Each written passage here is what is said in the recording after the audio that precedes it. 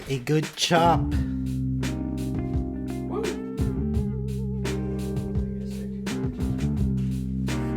We're flat. Wheeling dealing. Kiss stealing. Jet riding. Yeah. Lizzie Pulling riding. down the flying. Son of a gun. You never want to pull down your fly when you're flying. We're flat. Yeah. Soho. Yo. Just want to start off with a big apology to Edgar. I think something came off a little wrong last time. No. Little dude. I was on my shit. But, what I was trying to say, I'll further the compliment, is that with this film, I find the story rivals all the camera tricks and stuff like that. Like, there's this just story alone had a lot of chops. Yeah. In retrospect, your heart is softened on the whole experience. Double down after I listened to that podcast. I was like, came across as a dick. But Edgar, I know you're watching, so Yeah. Love you, buddy. Yeah. You don't flamenco on the first night. Yeah. I usually like to get wine and dine before I get fucked. But so the year was 2021. Yeah. Another recent, moderately relevant film. Yeah, not that long ago. Yeah. The one of the main characters that played Sandy. Sandy? Or Alexi or Alexandra. She was a woman of a many names. Anya. Yeah. Yeah, that one. Many names in her real name, yeah. But that's in the movie, Sandy, Lexi, Alexandra. Yeah. We got her name way wrong. Yeah. Tune in to find out what we called her. I actually just finished Peaky Blinders. Oh. That she was in, I think, the last 2 seasons. Nice. Maybe she came in, working backwards here. There's 6 seasons. I think she came in 5, but maybe she came in 4. Was that pre or post Queen's Gambit and stuff? When did those seasons come out? I think it started in 2016. The whole show? Yeah, so I'd have to... That show actually has the opposite effect. Makes me feel younger. Edit this out. Fucking... Intro fodder. Romeo is bleeding all over again. Yeah. Anya Taylor-Joy. Mm-hmm. Queen's Gambit started in 2020. Oh, yeah, definitely preceding. It's before Queen's Gambit? It says since 2020, but I thought it'd be way older. Peaky Blinders went from 2013 onward 6 years. So what got her famous? Well, the first time I've ever seen her was Split. No. What was that, 2018? She was the hostage. I don't even want to guess. Split will make you feel old. 16. Oh! And she's also in The Menu. That just came out. But haven't had the pleasure. I've not dined on it. In Peaky, they make her... Oh, you got the shorthand for it now. One of the... Yeah. Last couple seasons of Blinders there. They definitely make her a character that you love to hate. Oh, really? Yeah. She's definitely an antagonist. The Witch. Yeah. With 2 V's. Was that her first role? I wouldn't hate her as much as the wife off Ozark. But she's up there. Yeah, she was the Skylar of that particular network. Yeah. Some other movies Netflix is the network. Some other movies that came out in 2021 were Unforgiven. Oh yeah, Clint Eastwood classic. Yeah, Sandra Bullock's second crack at a Netflix feature. Oh, You coaxed me into watching that? Yeah. Yeah, I did watch that. Yeah. A little bit of a twist there. I didn't see that coming. I probably should have. But it was hard to watch Sandra Bullock sour face for an hour and a half. Oh, yeah. I probably repressed it because I do remember focusing on the wrong thing. Yeah. But John Barathol, probably butchered his name too. John? Yeah. Yeah. Johnny B. Mm-hmm. He was in The Bear. Yeah. A little bit. He played a different role than he's used to. Oh. Kind of a sappy oaf. Oh, that's his Not really too MO. much of a tough guy. He's usually a saint of Newark. Yeah. Also, we got Black Phone. Oh. Did you see that one? I got it on hold at the library. Yeah. I like Black Phone. Yeah. I'm pretty sure we discussed it in another one of these episodes. Mm-hmm. In past, present, or future. I've tried to flush what you've told me about it so that I don't have prejudice. French Dispatch. Oh, yeah. Ate some grapefruit earlier. Malignant. You catch that doozy? No, didn't I? No, I didn't. Oh, man. Don't. It's no good? Oh. It just got worse and worse. Oh. So we're not going to be reviewing that one? No. I will not watch it again. Oh. Suicide Squad. The newer one? Yeah. Oh, can't say. No. First one. Original Suicide Squad. No, 21? Yeah. No. It's going to be the new one. New one came out 2022. They weren't 1 year apart. Okay, well, maybe it was 2. Maybe it was 2. Weasel. Oh, I thought it was hilarious. Yeah. The most funniest Marvel movie out there. Yeah. And brought us Peacemaker, which is a pretty amazing show. Yeah. Which we've already talked about. Jeez. We already talked about... Like a broken record here. I don't really remember talking about Peacemaker, but I remember talking about the supporting actor. It was in Orange is the New Black. Mortal Kombat. Oh, yeah. Which, they made Liu Kang kind of a sub. Mm-hmm. But, there's definitely some good qualities. Definitely had a little bit of nostalgia. They went hard with the fatalities, which I liked. One of the show's friends actually has a strong dislike of the new Mortal Kombat and thinks it's like the worst movie ever. Oh, really? Mm-hmm. I didn't really have that much of a hate on for it, but no. There's definitely like a couple things that I would, they could have brought a couple bigger characters than they did, but I liked having a couple side characters. You know what I mean? Yeah. One of them, I can't remember his name, but was actually played by Nathan Jones, who was a WWE wrestler for a little bit. And what a forgettable name. Yeah. No offense. But get this. I will. He was actually in the first scene of Troy. He was that big guy The Mountain of a Man? Yeah. I remember that battle. Brad Pitt comes in and just does the fake-out spear. Yeah. Nice fatality there. The Harder They Fall, I really enjoyed. What the fuck is that? All black cast Western. Lake Stanfield was in it. We're terrible with names.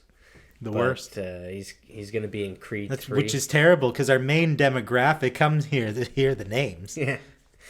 Yeah, they want the... It's nothing without the names. They want it to sound like a Quentin Tarantino novel. Yeah. But yeah, really, really well done. Okay. You got to check that one out. It's on Netflix as well. I will.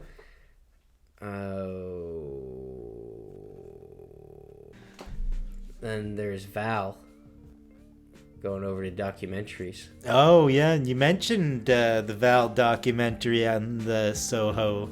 Oh, really? At the very end tip. Base? Bottom of the shaft? I rhyme his name with Gal. Oh, yeah. And not Godot. Well, isn't this... And not Good. Well, isn't this full Lee. circle? let's get to it. There, she's just trying to do what she loves. She's just trying to do what she loves.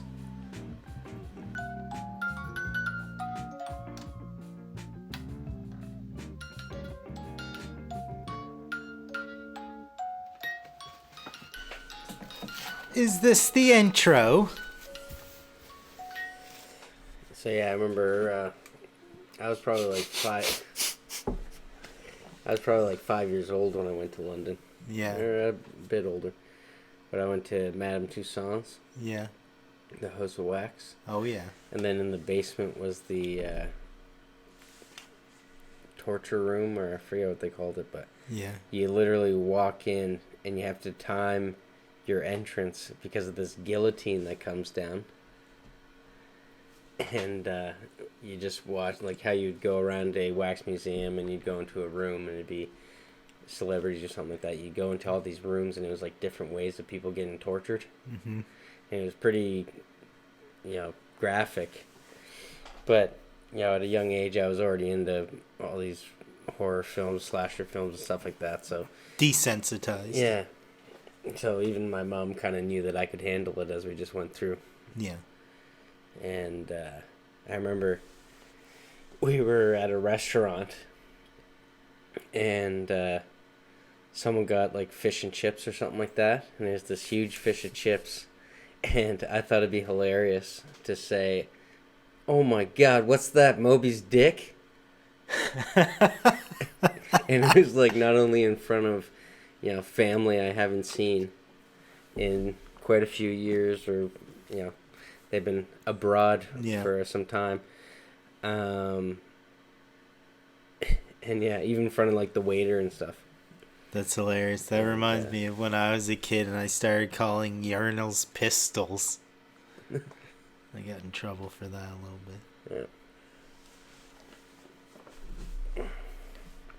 bit.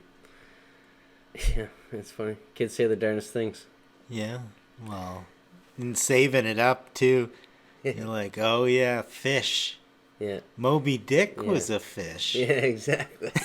Yeah. But not the most edible fish, I don't think.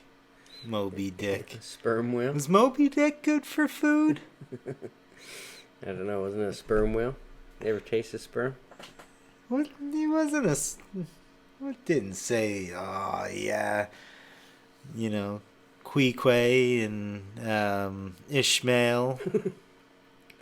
That's 3,000 Leagues Under the Sea. And he's also in League of Extraordinary Gentlemen.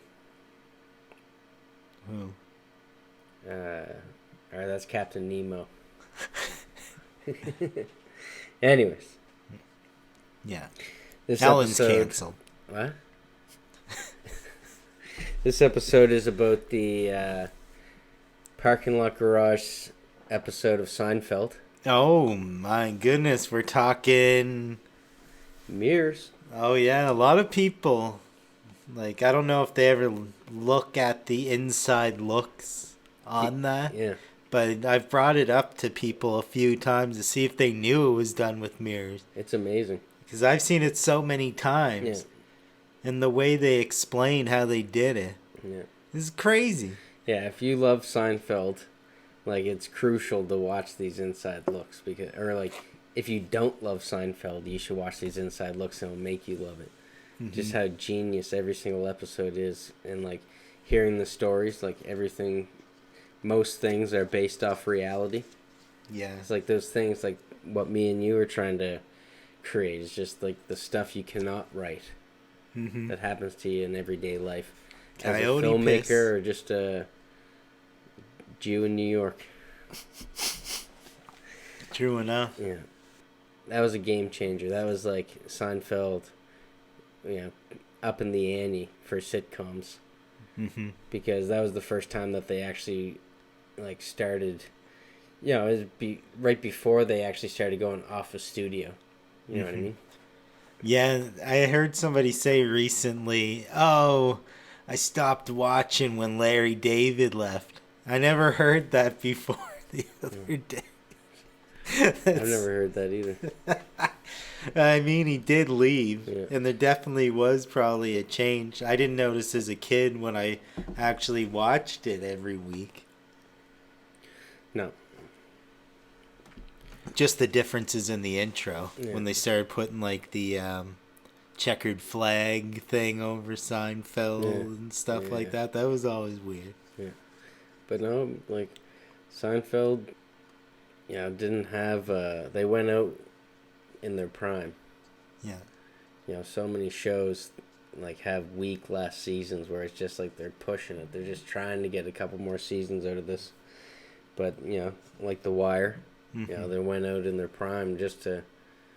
Oh, every piece mattered. Exactly. But no, that's not what we're talking about today. As much as I could talk about Seinfeld. No, but there's a Soho in New York. True. Nice segue. But we're going to go abroad to Soho, London. Yes, we are. Which we were in last night. Yeah. Is it last night or last night? Hold on. I don't understand the question. Is it her last night in Soho, or was it like last night in Soho, the night before? I think it's the night before, not the last night. Okay. I thought you would just appreciate this movie just by the name alone because you love a play on words. Yeah.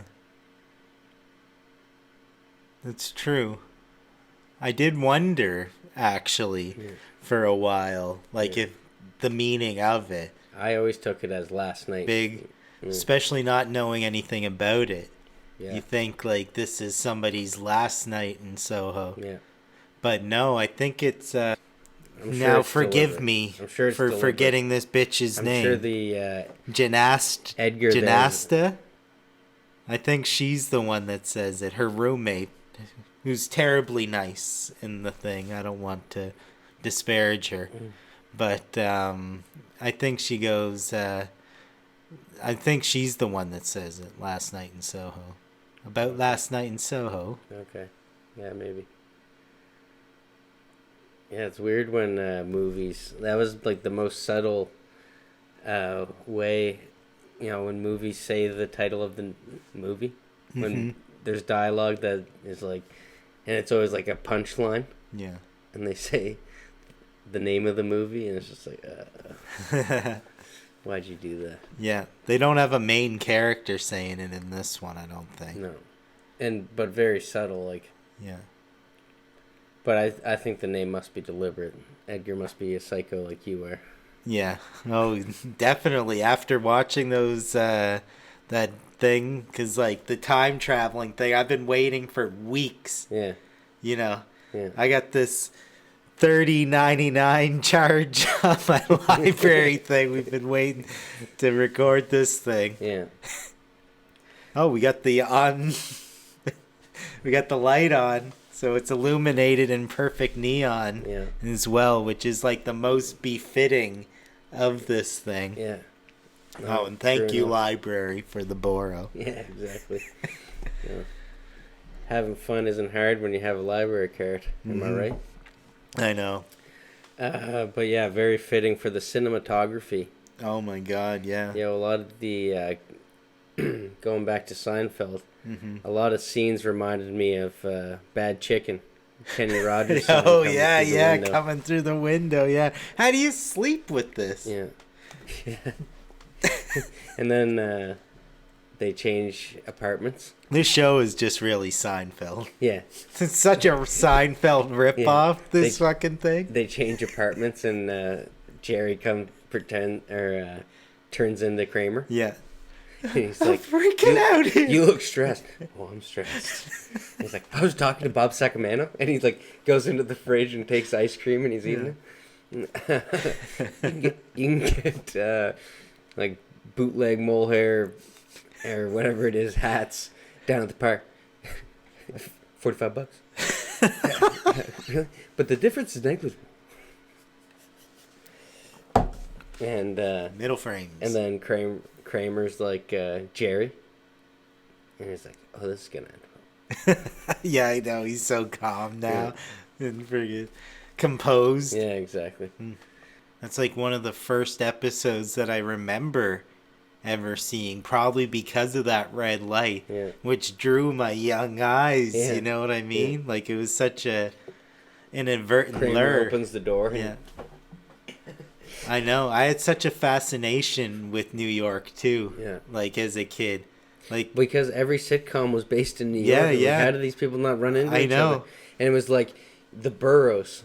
You had Friends and Friends was in Manhattan. Yeah. You got Seinfeld in New York City. Yeah. I remember when I was a kid, we had to write an assignment on what we did over the weekend. Yeah. And I lied and said I went to New York. And just wrote a bunch of bullshit. And that George Costanza. And they Got called an me A. out on it. Like I remember them asking my mom and stuff, and then she was like, "No, we're funny. poor." Psycho. That's funny. Like what the hell? It was like I can't remember if they were like weirded out, kind of mad, but like impressed by my creativity, because this was like, grade 1, something like that. It was super early. That's fucking hilarious, man. I was always obsessed with New York growing up. Yeah.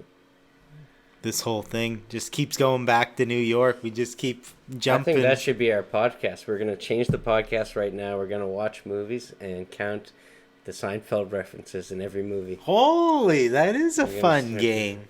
Do it. It's the new Bastard. Yeah. If you've been following us.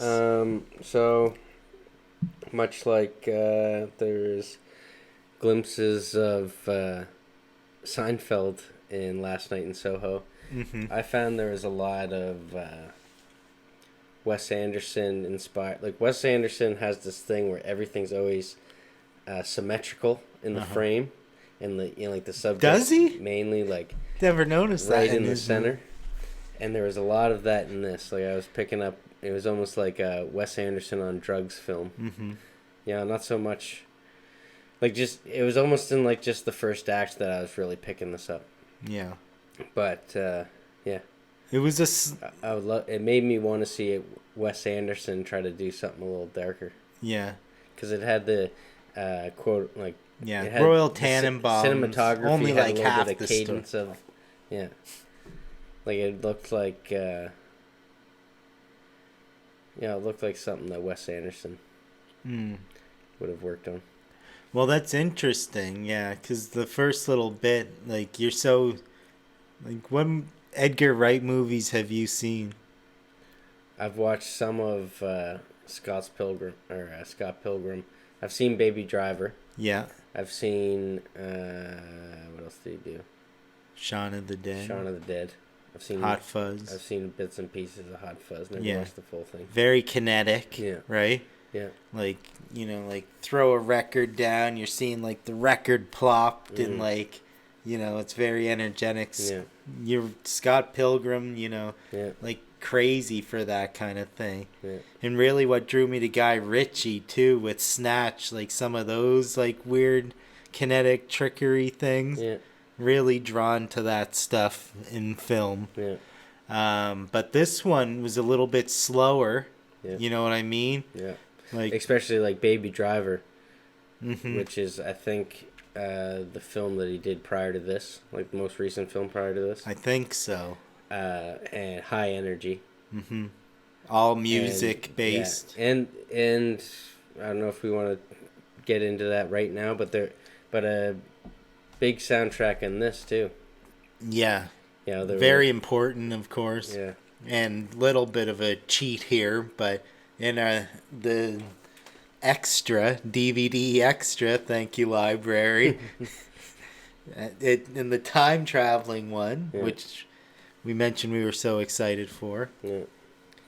And talks about the music, in between can't load because the disc is scratched. It told us a little bit like about how music is so important in all of his films. Yeah. And that's true in right off the bat in Shaun of the Dead. Yeah. Like, I found that one, like, super inspiring right off the bat. You know Yeah. what I mean?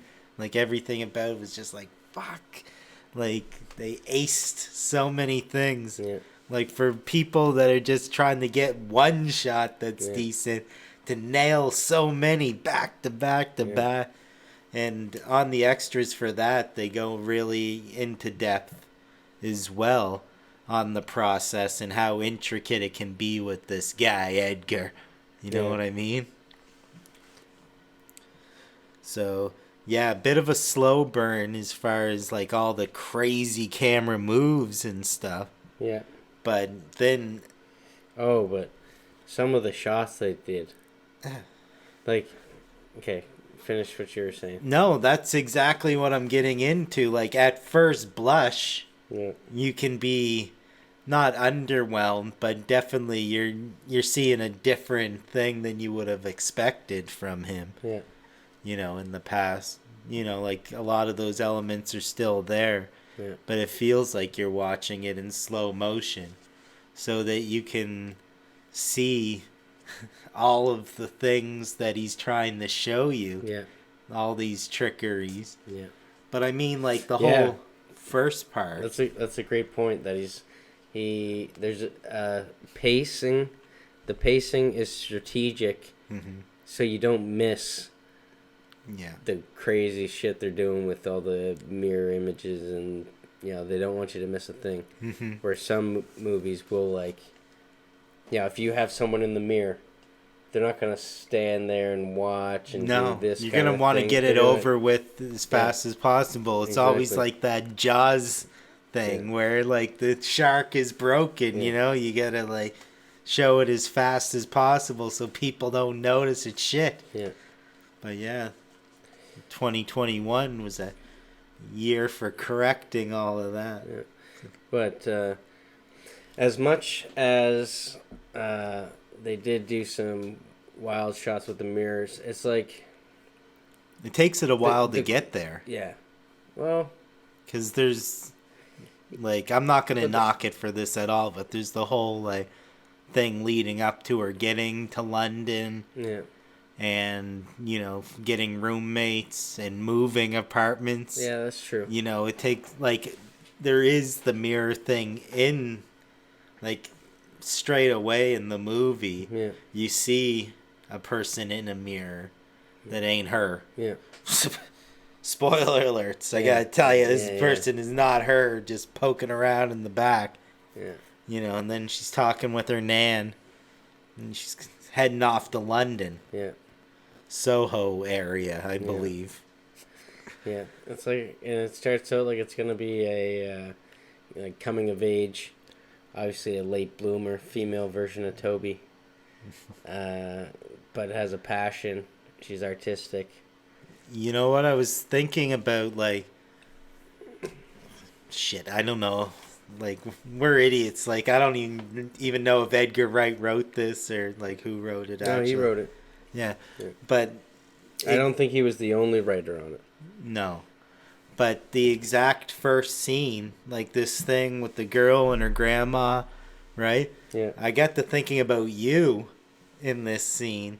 Mm-hmm. Like, how I was, I guess, not judgmental, but I was like, like, write what you know. There's certain things that you're writing. Yeah. And I was like, how far out of your element are you going to get with this stuff? You're like, like, you got teen kind of stuff going back and forth, but in like a gym school thing, but it's like from a girl's perspective, and then holy, how are you gonna write such a thing? I became even more accepting through like the idea of this kind of thing and seeing it work kind of in that way. Yeah, exactly.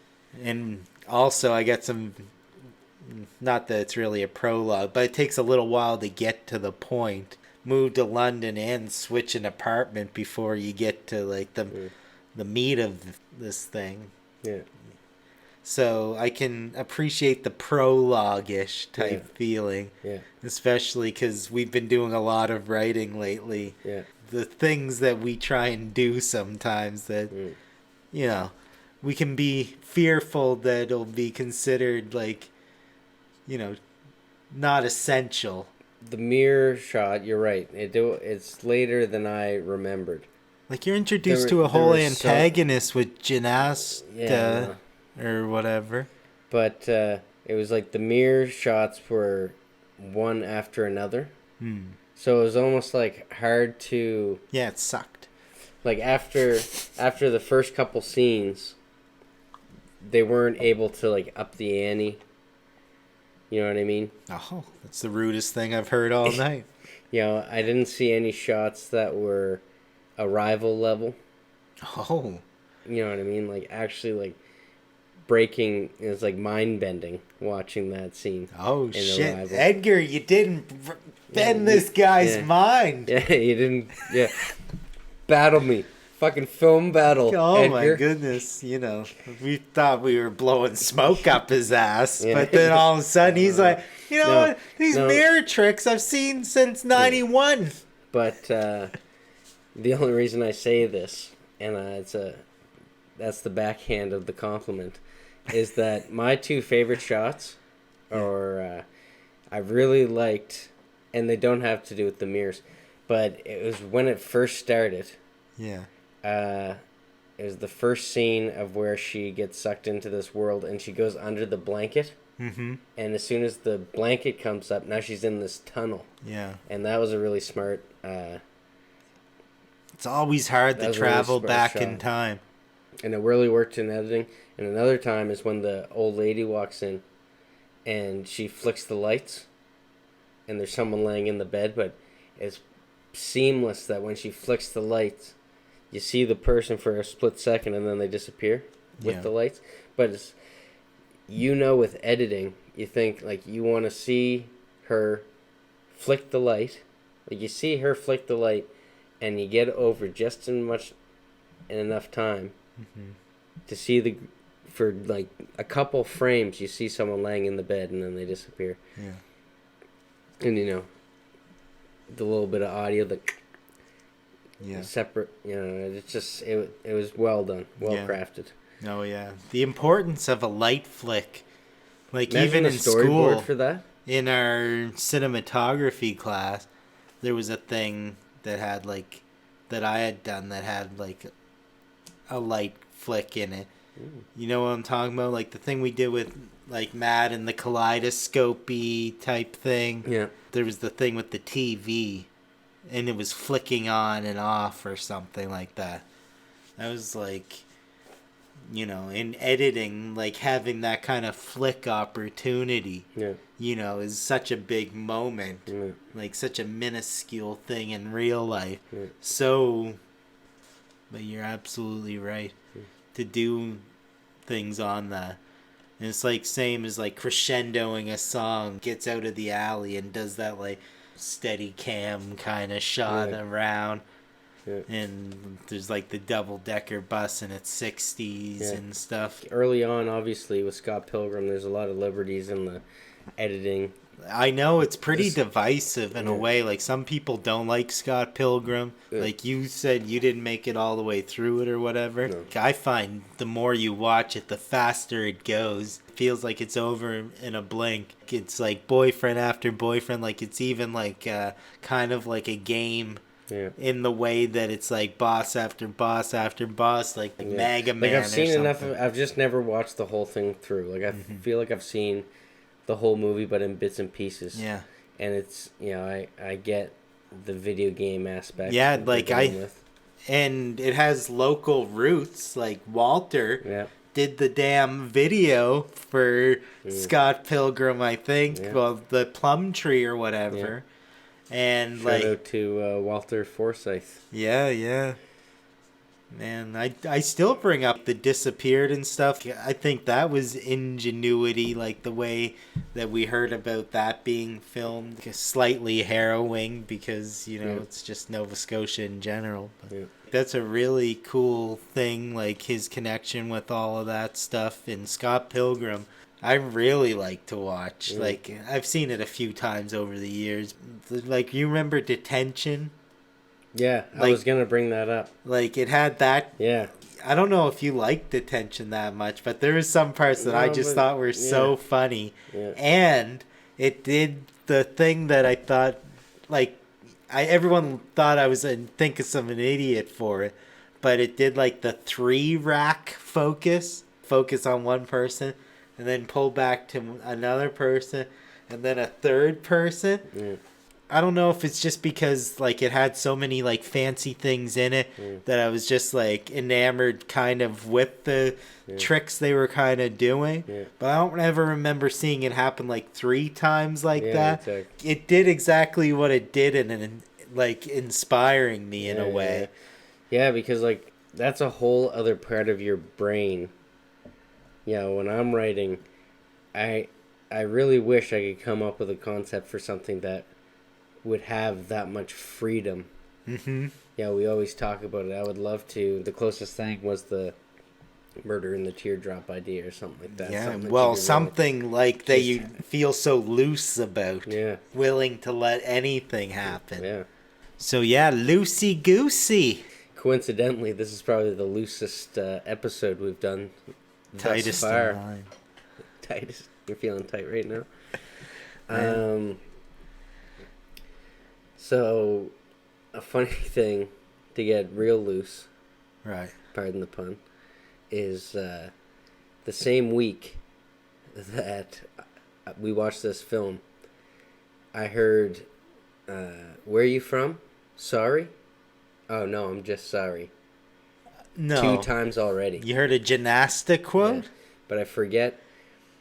I can't recall the first time I heard it, but I know the second time, and I remember the second time hearing it. I was like, I just heard this a couple days prior, Yeah. and then we met up like the next day because I went to this thing at Yuck Yucks, like a drag queen, all drag queen lineup.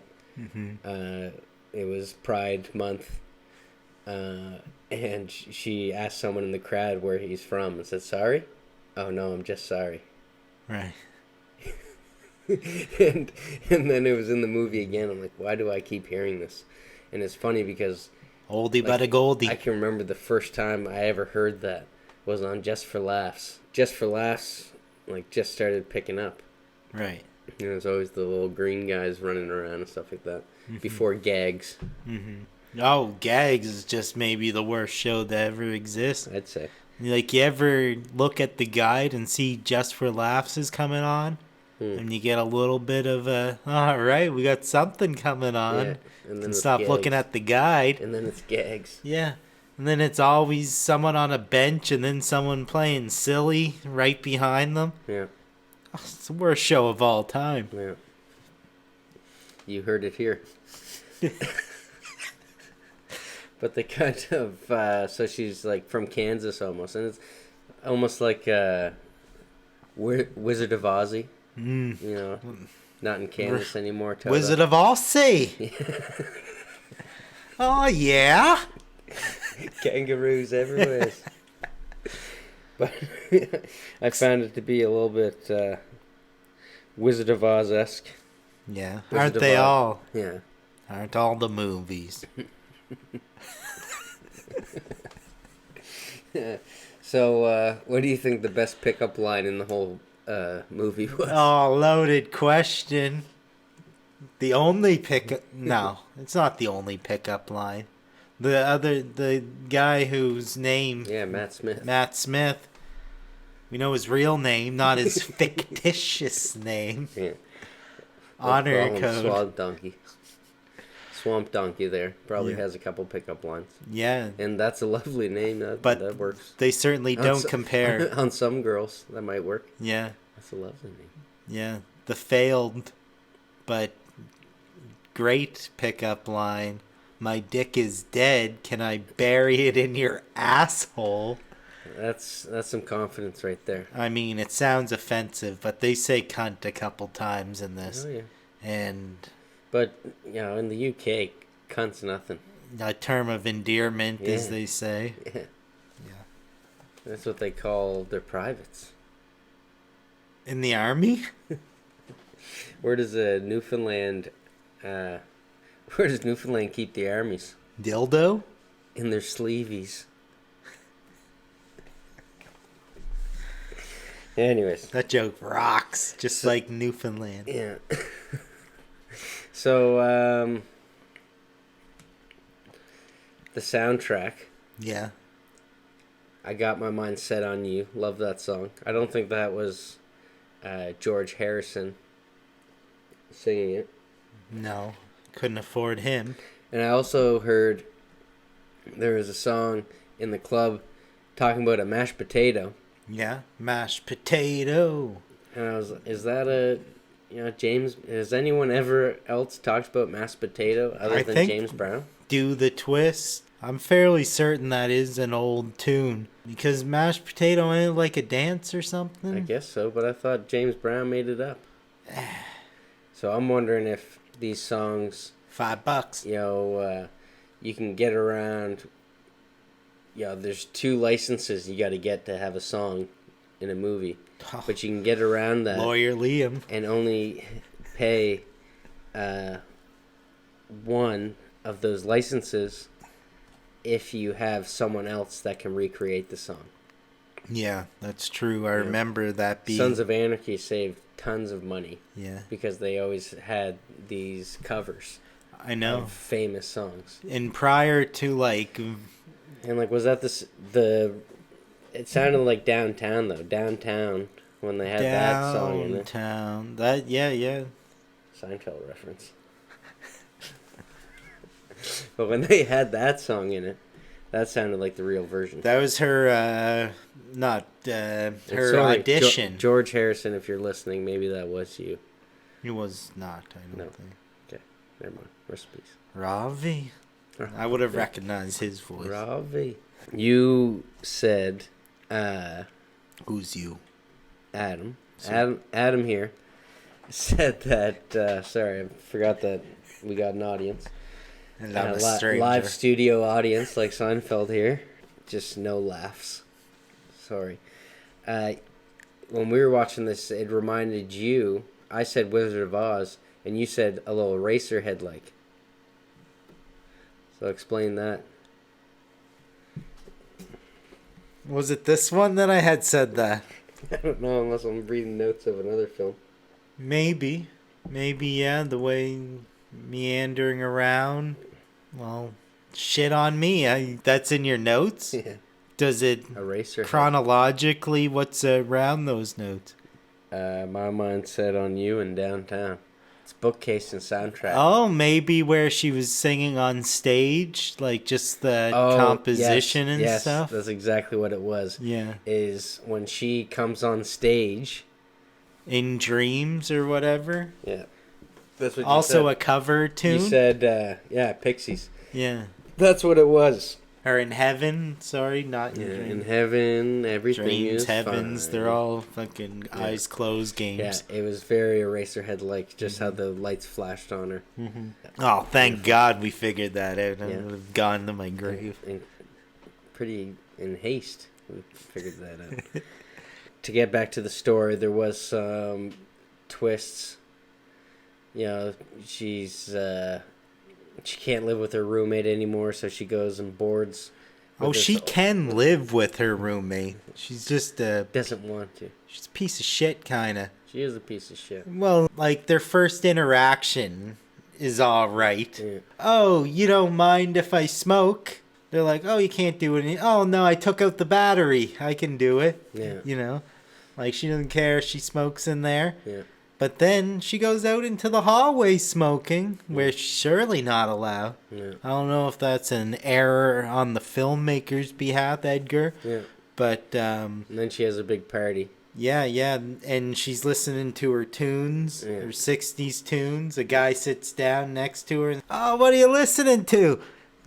Puts it on, and he's like, oh, this is so shit. Yeah. He calls her a granny.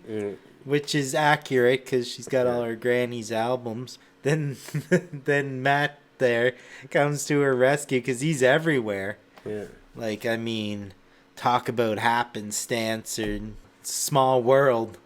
Soho, London. Yeah. Everywhere you turn around, he's in your class and Yeah. standing on the road and at the parties and everything. Aren't you the guy who put on that techno river dance or some crap like that? He's just like, ugh. Fucks right off. We were talking about rap battle disses and what a burn. What a burn. Techno river dance. She wakes up late for class already. She's getting steered away from the trajectory she would like to go through in college. Does she have a dream sequence before she goes to that house? No. I don't think so. No, because it starts with the sheet scene with the red lights going through. Yeah, and I didn't catch until how I mentioned in there that it was talking about the music was bringing her back to the 60s. Yeah. I didn't quite clue into that, but I mean it does make sense. Like that was going on. Yeah. But I thought it was being in that place more so. Yeah, exactly. As a viewer. Yeah. But there was starting to be a few things to take in at this point. Yeah. Like the slow burn is kind of over. Yeah. And it's like this is the beginning of the meat of the journey or whatever. Yeah, exactly. So yeah, she's boarding and she brings someone up to the room, which she's not allowed to have any boys in the room. No, this is way before that. She's there for a while. She gets the talk. Yeah. She's got to go I forget where she picks up the thing. She's just falls off of a board somewhere, like a fate kind of thing. Yeah. But then she's from Game of Thrones. Did you ever watch that television show? No. Never heard of it. Yeah, well, they're going to love that out there in TV land. She was also in, I'm going to say this wrong, James Bond fans, but On Your Majesty's, that one? Yeah. Now I know who you're talking about. Yeah, she was I think the lady in that or something is where she got famous from. Yeah, she was famous in the 60s. Mm-hmm. They brought her back. Yeah.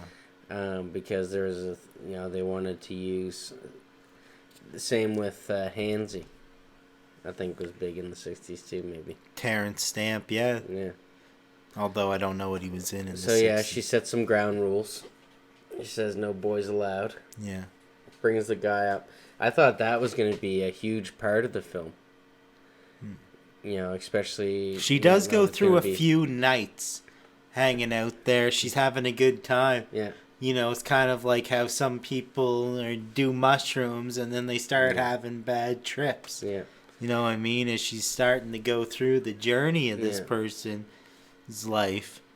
But there is a few, because he's like, oh, what are you doing tonight? And she's like, oh, I'm busy. I got to put on a record and go to the 60s. Yeah. But she is building a relationship with this guy parallel with all this going on. Mm-hmm. Well, he's just showing up. I don't know if it would be called relationship building as much as it is just he's just showing up everywhere. It could be a stalker situation, depending on the way the light is prisming. Yeah. So when does Hansy come into it? Oh, they show him for a few seconds here and there. The whole walk out of the pub and boom. Yeah. And then he just walks off stage, Yeah. It's 15 minutes on set for old Terrence Stamp here. Yeah, exactly. They make you think that it's Swamp Donkey. which is perhaps that would require an explanation. What we're now calling Matt Smith's character. Because that's the same name as the Swamp Donkey guy that I filmed with back in the day. Oh yeah, well, you can't help how you recognize somebody's name. Yeah, but he, seems like a knight in shining armor at the start. Oh, every time he's a beautiful man. Yeah. Don't get me wrong. This guy is he's nice all around. You wonder why he ain't got a girlfriend already. Yeah, it's because he's a pimp. Yeah, I guess so. You're a beautiful man, Mr. Garrison. So there's two stories going on at the same time, Mm-hmm. and you're flipping back and forth. But Yeah. But I mean, it's got the yeah. honeymoon stage, her watching this thing on full. Yeah. Like, you get the whole thing with the mirrors, all the majesty. But it's Ellie and Alex. Yeah, well, allegedly that's her name. Yeah. Yeah. Sandy from Alexandria. You know, Ellie. Sasha for the or Russians, There's which these everyone two stories loves. parallel with each other, but you know everything. Literally, Ellie. the most parallel. Ellie's life does not affect Alexa's, where No, Alexa's she's very is observant. affecting Ellie's. That's interesting. You know, and the big brain on. and you know that is shown mostly through her creative process of this dress that she's obsessed with, and the blonde Cheating, hair. really. Yeah, and like this is her now inspiration, and I think that's that, and you know the free. You know, it's not even freedom. Like, what do you think attracts her to this world? That she is like, I don't want to hang out with people. I just want to go to sleep and get back to her. Free cable. This is the. I guess you could look at TikTok, right? Yeah. This is modern day. So it's What's like, her name mentions Kylie Jenner, not Kylie Minogue, Yeah. right? So we're grounded in the present day. Yeah. You can look at a lot. It's the future, baby. Yeah. So you asked me Because it's tempting, and the world of art, when you get to a certain, you know, don't be tempted by the bitter fruit.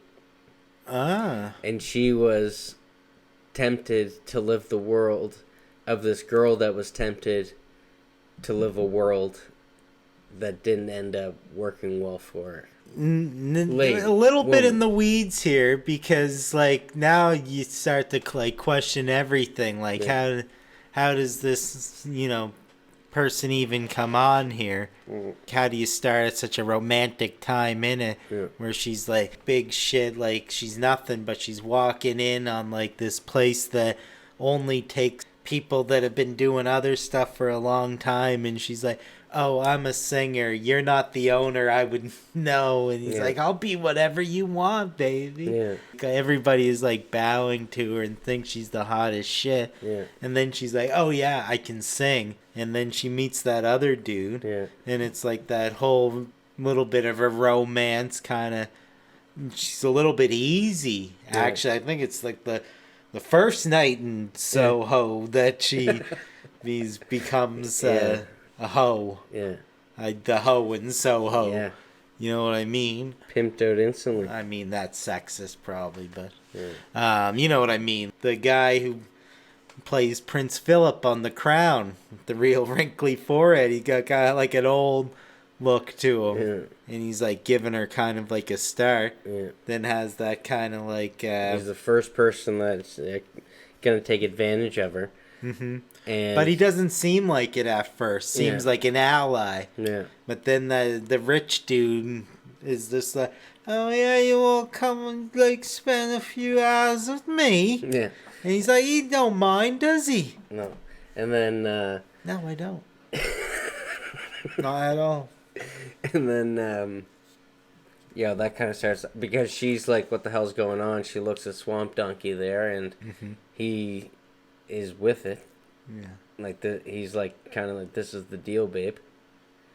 And she's kind of pissed off, but obviously goes through it. It's the deal, babe. You know what I mean? Like, he was, obviously it's not a surprise to him. This was his motive from the start. So he's been grooming her the whole time. And that's when you get into the it's a hard thing to talk about chronologically, because we're talking about one story where you got to flip back and forth.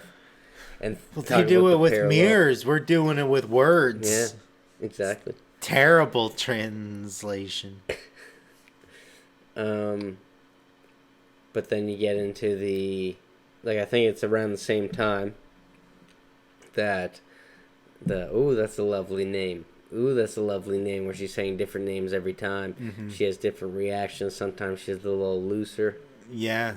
Sometimes she's not And she's feeling playing it. with it like it's like whatever name she gives is a lovely name. Yeah. Like all these people, like Very subtle. One of these guys don't seem to want to take advantage of her as much as the rest do. And I think that is around the same time that Ellie is bringing the guy into the room. Mm-hmm. And but she's stuck in a dream. You're absolutely right. Like it's interesting to look at this part in retrospect, and we'll get to why.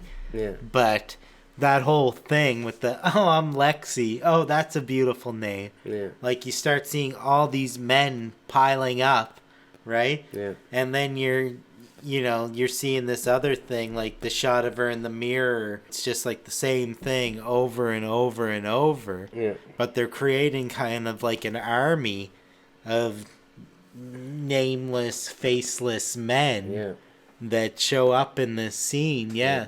Where Ellie finally loosens up enough to be like, and this is sneak a guy in. This is where it gets like Freddy Krueger-ish too, because she's like, oh, I don't want to fall asleep anymore. Yeah. I'll keep you up. Yeah, exactly. That's what I want to hear. Yeah, exactly. Oh, Quagmire. Yeah, and this whole part kind of gets Elm Street-y, actually. Yeah. It like transitions to that kind of like vibe a little bit. Exactly, because she's getting attacked in her dream, and she starts reacting in real life. So she's screaming, "Help me! Help me! Get off me!" And it's frustrating as a viewer. Yeah, because you're like, this guy is not doing anything, but he's gonna get all and you're this. Thinking like this is gonna be a hate crime. Oh, is Edgar Wright like a Jordan Peele kind of social commentary guy? You know, like what is happening here? But I think it was a good idea to just stay away from that and just keep going. You know, they had a good stride, so I think it would have lessened the film if it kept going with this like trying to take this guy down kind of thing. Like, but you just feel bad first night, you know, up there. I don't even think you see him again after, do you? Oh maybe, no, he does show up a few times, and things do level out to the point where like they're cool again. Yeah. She does like run out of class like right in the next scene or something. From that scene on, she's like haunted. Yeah. And like it turns into slasher during this whole bedroom encounter where she's screaming bloody murder. Yeah. And you're seeing like her eyes on the blade of a slashing knife. Yeah. This person, her parallel, I don't know, the person whose life she's watching is ending. Yeah.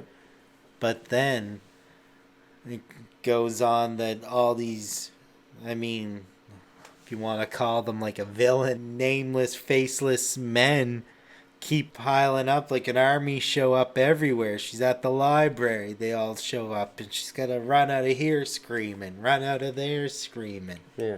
You know what I mean? Yeah. Like she almost stabs old Rumi Janasta right in the face in the library or something. Oh yeah, he's in that scene. Yeah, okay. But they keep coming, like everywhere she goes. Doesn't seem like it matters much if she runs from where she is, because eventually they're gonna catch up to her. They don't have much trouble locating her. And like you see Hansy a couple times. Oh yeah. By now. That was a whole thing we skipped over. Actually, was she decides she wants this coat. It's like 350 pounds. 350 pounds, you say? Yes. Is that in weight or UK dollar? UK dollars, which is... Oh, yeah, it's current day, so... You know. But it's vintage anyway, that coat, right? Yeah. $350. The person kind of thinks she's shitty or doesn't have any money, or I can't remember, but she buys the coat. And then she needs the job. So she goes to the bar, which give her the job pretty easily. Yeah, there's like, after all some of these dreams and whatever, blah, blah, blah, she's running away from these ghosts. And Hansy's at the bar. Yeah, she goes to the bar. They're like very dreamlike. Oh yeah, like you got a customer down there you need to serve. Like you're late for work. It's Hansy down there and he wants a specific brew of some sort. And then she starts like accusing him outright at that point. I know you killed that woman. Yeah. And he's not that adamant. Like we talked about this for a minute earlier, but like Hansy could have cleared some stuff up pretty early on. Yeah. Like you only, as far as I remember, see that one clip of him in the 60s where he's got those radiant blue eyes. Yeah, exactly. I don't even know if you can really fully tell he's a cop in that scene. No, he asked for something different. He's not. That's a lovely name. Oh, is this what you were talking about? Yeah. Ah. Yeah, because that's like a... I didn't even clue in that he was part of that same group. No, and then it's a twist at the end is that it flashes back to that scene, but you get a little bit more from him. That's when you find out it's a cop. No. Like... you know what? I'm sure I noticed that, but yeah, just thinking about it in that chronological order. Yeah. And then you find out that Swamp Donkey didn't kill Lexi, but Lexi killed Swamp Donkey. Oh yeah, that's like the big twist because she's. And it happened in the room. Because she does that the she's whole boarding in. Yeah, she goes to the police. Yeah. And tries to tell them, oh, there's this person murdered in the 60s. Yeah. And I don't know if it was before that or right after, but it's in this whole sequence where she goes and tells her landlord. Yeah. Oh, must have been after. Because she goes and tells her landlord that, and her landlord's like, oh, this is London. There's been a person murdered in every room and corner and street. There's ghosts everywhere, sort of thing. And it turns like slasher. She's like, and the guy, you thought you didn't see him again, but he shows up there. Is Ellie there? Oh yeah, she's up in her room. And then she pops out of the room because I'm not gonna stab you like all the guys. And she's drinking like coffee or something. And she realizes that she's drugged. And then she comes out and run. Yeah. And then he gets stabbed. Yeah. Probably not mortally. I don't remember being sad. Then she's coming at her on the staircase, right? Yeah. And then it's like cutting to young, first time mention, Anya Taylor. Don't got it. Thomas? Jonathan's sister? That's what I was gonna say, and scared I'm wrong. Yeah. I didn't watch Queen's Gambit. I just watched a bunch of Robert Egger films. They all blend together. But yeah, I think Anya Taylor Thompson. Shit. But it was But yeah, it was cutting in between her and her. Yeah. And I guess that was fun as a viewer. Yeah. The old stalking up the stairs one step at a time. You know, it felt like an homage to stuff, I guess. Yeah, don't remember what happens to that guy who got stabbed. I don't know how much it goes on after that, but it seemed like a relatively happy ending. Yeah, because she is inspired and creates a whole fashion line. Yeah. Based on this dress that Lexi from the Dream World wore. Right. But wouldn't that have been And a dress it's just that's like already invented? You know, like kind of what I'm writing. Like it's just a really fucked up coming of age film where like all this crazy shit happens in between, but it's kind of this journey. You're right. Like, what does happen to Ellie after all of this? When she's 30, 40. Yeah. That's the future, because it's set in present day / And how did this... Let's go back to her seeing her mother. Yeah. In the mirror. Right. In the very first scene. Mm-hmm. Is there any full circle of that. I can't really remember any part of the mother coming back, or Yeah, I don't know. Just that. is it kind of like this is what triggered these dreams with the mirror images?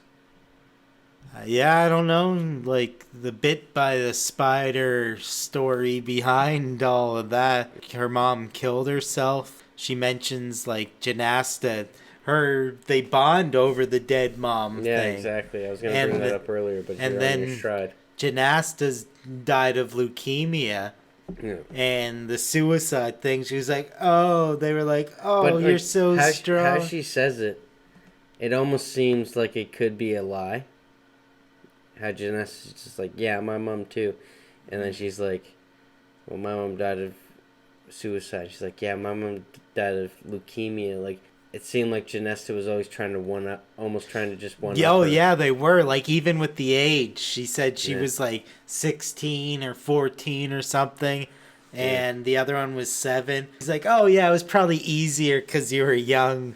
Yeah, and they're like shitting on her because she's the only one that came to a fashion school wearing stuff that she created. Well, you're like, this is what I'm wearing. This brand. I'm wearing this brand. It's like, no, I'm making my own shit. Mm-hmm. There was some jealousy, definitely. Classic bully shit. But then also treating her like she's like really out of touch, like almost like a Mormon or a virgin, or there's some overheard in the bathroom, butthurt feeling kind of shit in it. Oh yeah.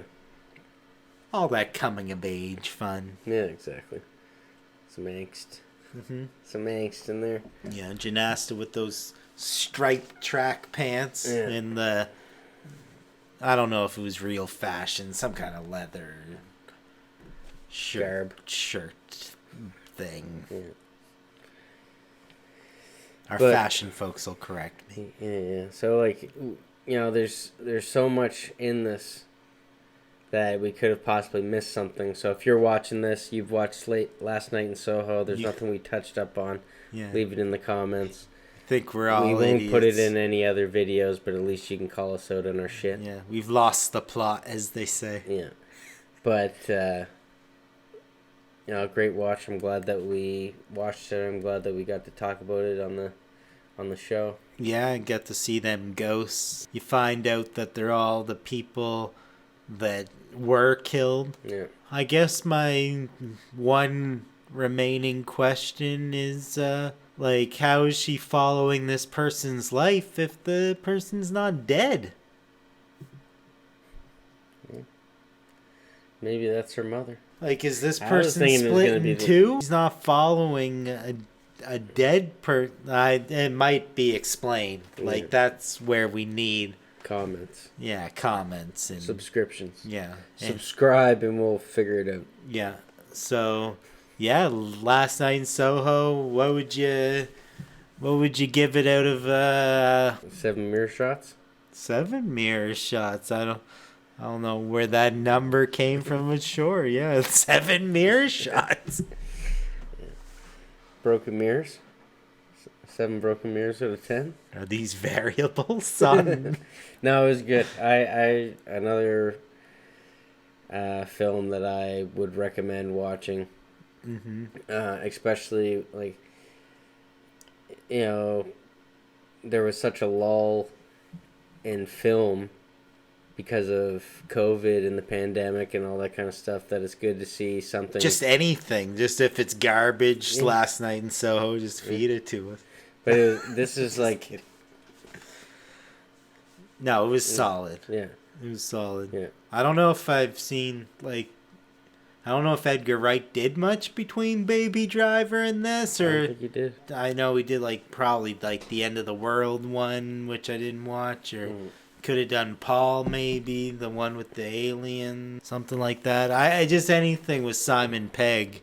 He wasn't in this at all, but in general, sometimes. I used to associate him with Edgar Wright, which might have gone right back to Spaced, which I didn't watch, but heard a bit about on the Shot of the Dead talk about stuff. So I guess we should just address some of these things quickly. Black Snake Moan, why we have that up here? Other than that it has two thumbs way up, just similar to this one. Way up. Oh, well, I do love me some Christina Ricci. Mm-hmm. Big fan of, I feel like I grew up with her. But her most recent stuff, Yellow Jackets, Yeah, really like. that's really true. excited for the second season. Yeah. But it's kind of a...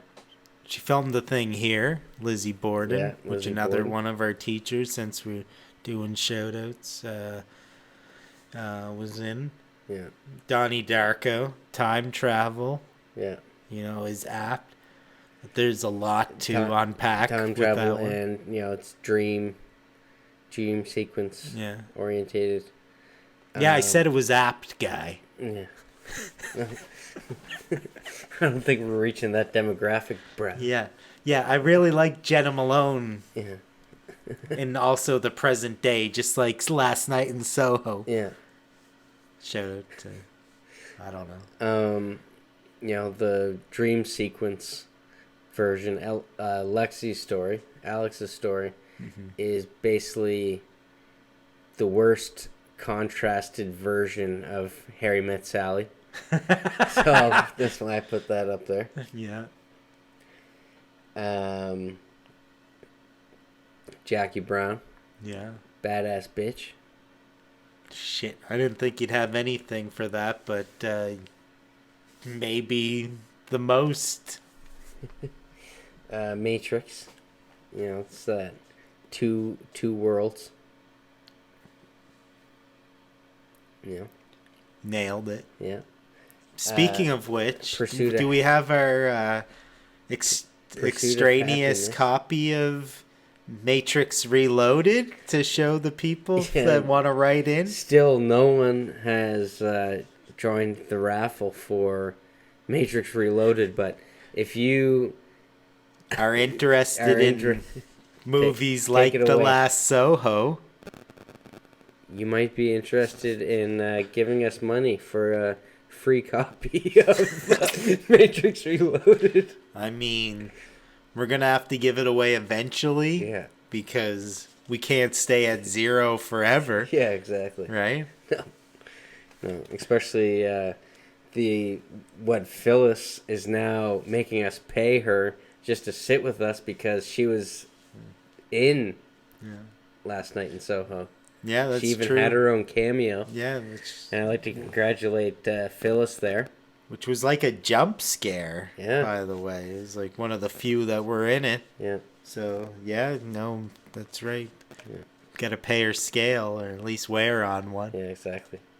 She's officially actor now. True. Pursuit of Happiness. Yeah. Pretty fitting with Ellie's story. There, she's just trying to do what she loves.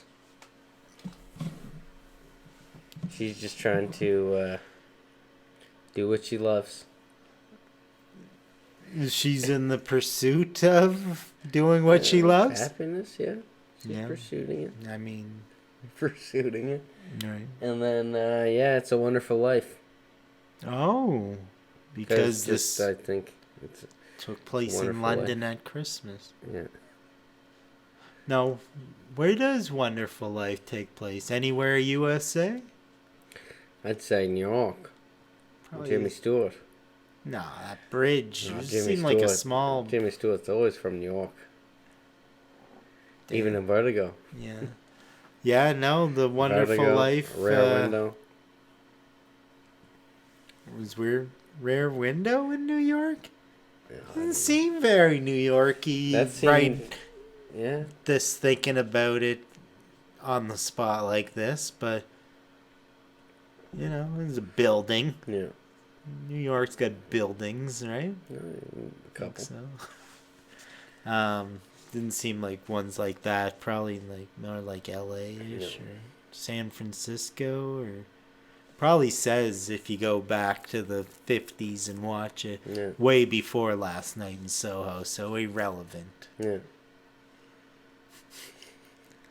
But But yeah, that was similar, just for the folks back home, is because he does like "What's my life without me" Yeah. thing. Yeah. He goes to the future, doesn't he? Time travel a little bit. Yeah. Flashbacks and angels get their wings, and the last night in Soho one, like that was not her blood no. on the dress. Yeah. I don't know if it was the same dress. Apparently the dresses get shittier as the thing goes on. Yeah. But Yeah, that's up to the eye of the beholder. Deteriorated. The club got skankier and skankier. Her clothes got skankier and skankier. It's just, a downward spiral. She did have that downward spirally thing kind of going. Like the minute she said yes, started saying yes to stuff. Yeah. Which is pretty early on. Yeah. Dream 1 or 2. Yeah. Just say no. Just say no in Soho. Yeah. So, I don't know if there's anything else that we missed. I mean, sure obviously there was a lot of stuff. Seinfeld reference in there somewhere, but, it's getting late and Masterminds got to get some sleep.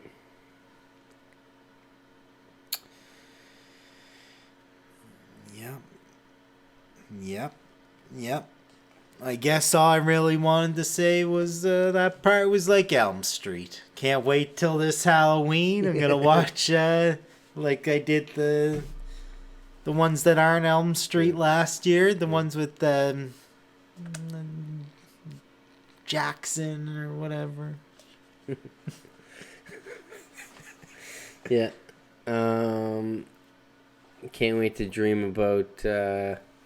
Yeah, I can't wait till Elm Street 3 or if whatever. If this film was you falling asleep and going into someone's world, would it be like John Holmes?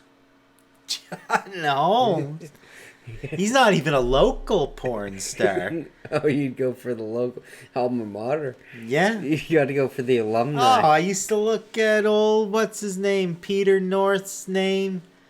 It wasn't Peter North at the time. It was a different part of the compass, maybe. But, yeah, I think he was in the lunchroom at JL, where I went to high school. Like, he's like the only famous alumni. Is like the most famousest porn star. But John Holmes, touched on it in Boogie Nights, fucking Wonderland.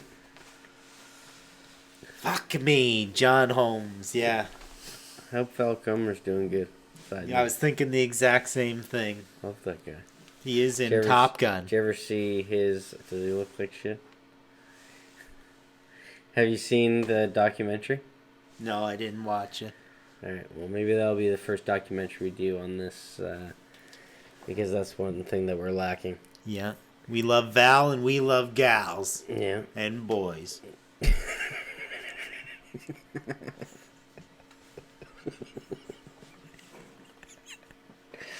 Men. Sleep tight, everybody. Not boys. Sweet dreams, everybody. See you in Wonderland, John Holmes.